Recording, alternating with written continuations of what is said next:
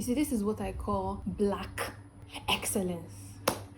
Now, I'm not here to joke, I'm not here to play. I should wear glasses, right? We are going to be doing very serious analysis here now. I went bald about a week ago, a week and 3 days, a week and 4 days, about a week ago. And when I removed my hair, when I took out, dear, people were saying a lot of. Some people asked me if I had cancer. Some people asked me if someone died. That was very sweet. Some people asked me several questions. No, the answer is no. I had very good reasons and very good economic reasons too. So I'm going to be expanding more on them. First thing, disclaimer, I do not mean to say that making hair is bad. I'm not discouraging anybody or encouraging anybody to take out their hair. This is my personal opinion at the time. I'm not saying that I'm never going to make my hair ever again. My analysis is going to be on a micro basis. I'm not going to go macro, because the hair industry will have very strong impact on the economy, especially the Nigerian economy. So I'm just going to be talking on an individual basis, that is my own pocket, which is the one that I sabi. 3 reasons why I decided to shave my hair. The first reason was that I didn't like the way my hair looked. If you didn't already know, I had relaxed hair. But no, there's a fancy way to say it: chemically processed hair. The thing with chemically processed hair is that after a while it loses color and so many other various types of damages. It falls. I was battling with that at the time. I also wanted to know what it felt like to be bald, because I don't have any memory of my childhood or baby whatever. I just wanted to know what it felt like to do like this. It doesn't feel so good now because I have hair. Back when it was a clean shave, it was very wonderful. I've had those 2 reasons for a very long time, but the reason why I went ahead to do it was because of the economic reasons, which I'll be speaking about now. So I beg, without long talk, let me just set up the problem. The problem is that it doesn't make economic sense to me to be making my hair right now. It does not make economic sense to me. Okay. On average, workmanship for the type of hair I make usually costs from, say, 6k to 8k. So the average of 6k to 8k is 7k. That's just for workmanship. Or what's the fancy word? Labor. 7,000 naira. Plus all the extensions. Do I remember extension prices? Yes, now. You can get one of 3.5, you can get one of 5.5, you can get one of 9k, depending on the hairstyle you want to make. And one is never enough. So let's say average 2 of the extensions you want to use is 12,000. Then transportation costs to wherever you're going to make your hair. In fact, let me not add transportation costs. So just labor and extension services minus hair treatment, though, hair shampoo, hair cream, hair whatever, just making the hair and the extension, you have 19,000. And I make my hair, let's say once in 2 months. 19,000 6 times a year times 6. So I have that I'm spending 100 and, am I saying this right? Blood of Jesus. 19,000 times 6. Oh, I'm seeing it right. 114,000 naira on my head. On my head.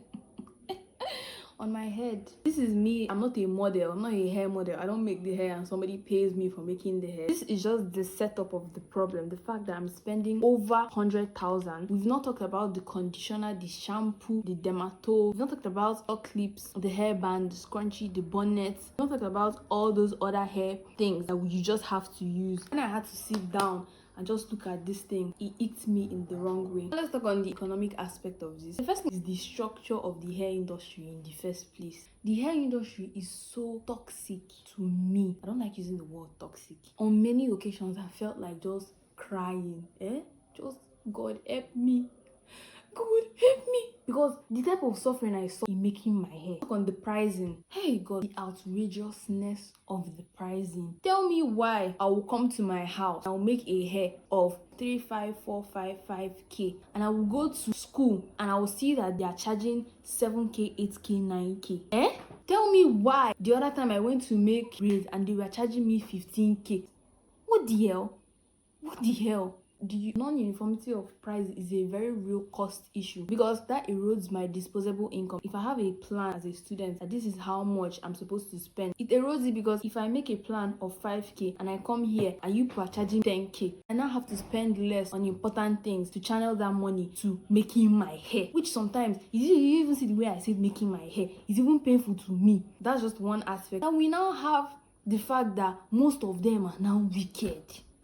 They are wicked. See, they will tie products, they will bundle products. Okay, let me paint this picture of the issue that I had one time. I went to a salon. She had already retouched my hair, blow dried it. She had already done everything. Let's start. She divided the hair and told me that she doesn't braid without edge control. How is that supposed to be my business? Did we sign in some agreement that you are going to braid my hair with edge control? She picked it up that I have to buy her edge control. I have to buy her edge control. On top of the how much that you are charging for the stupid hair you want to make, I'm not going to carry for the rest of my life. You want to charge me for edge control. Long story short, they will bundle all those things. At the end of the day, you see that the money you budgeted, you've spent ×2 of it. Another issue now is the skill issue there. You are going to come to a place and they will assign somebody to make your hair for you. Meanwhile, they know fully well that this person is a novice. This person is not supposed to be making a human being's hair. They're supposed to just be making a doll's hair or just be playing with sand outside. And this person is not supposed to have any business touching a living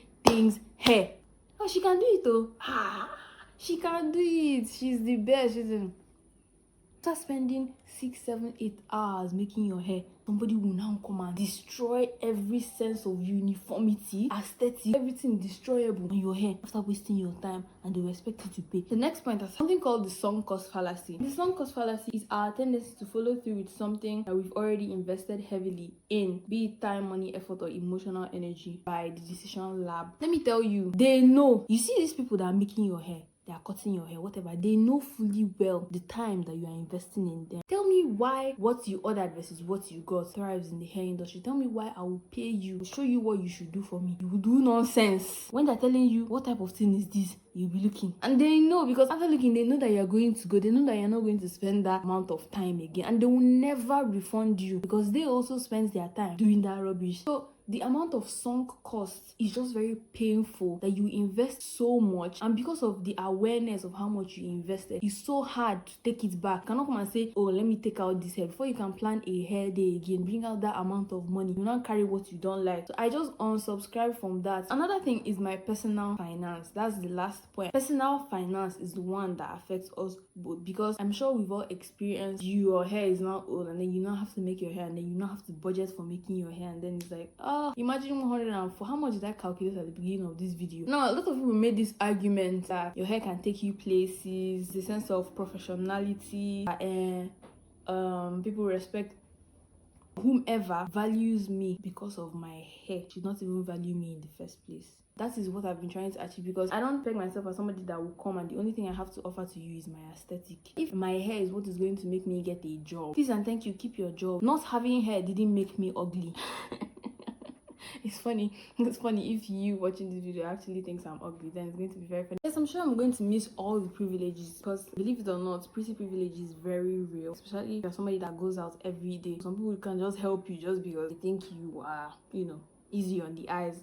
I'm not denying the fact that having hair has a lot of advantages, but right now I can do away with those advantages. I think I'll be fine. I must say I'm having the time of my life. Having a bath feels like heaven. Sometimes when water is pouring on my head and I close my eyes, it feels like I am at like a deep sea and a whale is looming over me and everywhere is dark and what I stop with and I can't see anything, and very scary. It's very scary, but you don't get to experience that if you have breed. For the time and season of life that I'm in right now, it just didn't feel necessary to me. It got to a point where when I see you, I don't see the beauty of your hair or your braids anymore. What I see is the effort, cost, the time. When it got to that point, I had to roll back and ask myself, why am I doing this? I'm not saying I'm never ever going to continue making my hair, but I'm just saying for right now that I'm feeling the way I feel, it's best I take a breather. And if you feel that way too, sure, go on ahead. Why do you need to suffer? Everybody should reevaluate their economic choices, especially when it comes to